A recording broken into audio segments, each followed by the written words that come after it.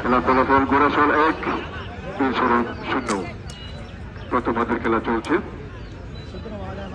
14 নম্বর দক্ষিণবঙ্গের খেলোয়াড় নিচে নেমে একটু খেলেছেন, কিন্তু বল চলে গেল সাইডের বাইরে। 3 গোড়াশাল লড়ে ফেলে।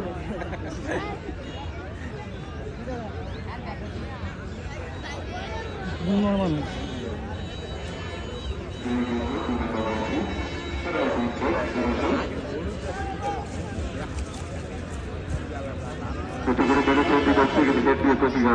করলো 3 নম্বর যাত্রী দক্ষিণবঙ্গের খেলোয়াড় দুই চরণের।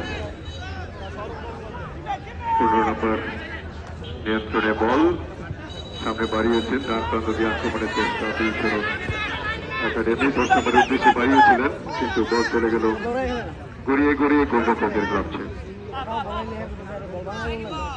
গোল কিক।